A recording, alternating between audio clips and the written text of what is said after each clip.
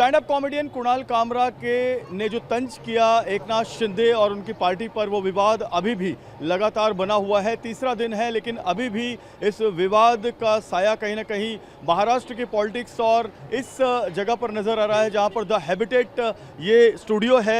The habitat studio को कल मुंबई महानगर पालिका के तोड़क दस्ते ने, बिल्डिंग प्रपोजल डिपार्टमेंट ने और मेंटेनेंस डिपार्टमेंट ने आकर तोड़ा। अंदर जो इलीगल एक्टिविटीज़ थी उसे तोड़ने का दावा बीएमसी ने किया है, लेकिन अंदर जो इलीगल एक्टिविटीज़ अगर थी भी तो जब वो इंटीरियर हो रहा था उस समय क्यों नहीं तोड़ा गया?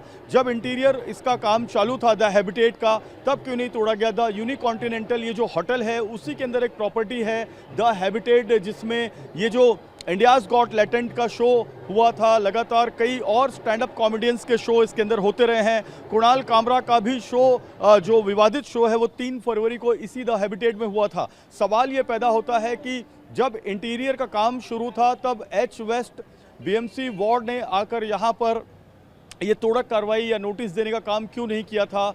शो होने के बाद जब शो की कंट्रोवर्सी हुई और मंत्रियों के बयान आने लगे, इन मंत्रियों के बयान के बाद प्रेशर में बीएमसी क्यों आई? एक सवाल ये भी पैदा होता है कि नोटिस देने के 24 घंटे बाद ही किसी स्ट्रक्चर को तोड़ा जा सकता है, तो क्या ये 24 घंटे का नोटिस इन होटल के और स्टूडियो के मालिक को दिया गया था कि नहीं दिया गया था? इन चीज़ों की भी जो तफ्तीश है वो अब हो रही है। विपक्ष जो है लगातार ये आरोप लगा रहा है कि ये पूरा का पूरा राजनीतिक खेल है, पावर और सत्ता का दुरुपयोग है और इसी दुरुपयोग में उस जो होटल और स्टूडियो को निशाना बना गया है जिसका कोई इस पूरे मामले में रोल नहीं है। हालांकि अब इस मामले को लेकर राजनीति शुरू हो गई है और होटल के जो ओनर हैं, होटल के जो मालिक और स्टूडियो के जो मालिक हैं, उनका यही कहना है कि इस मामले में उन्हें बलि का बकरा बनाया जा रहा है। उनका कुणाल कामरा हो या फिर रणवीर इलाहाबादिया हो या दूसरे स्टैंड अप कॉमेडियन हो, उनसे सीधे तौर पर कोई संबंध नहीं होता है। ये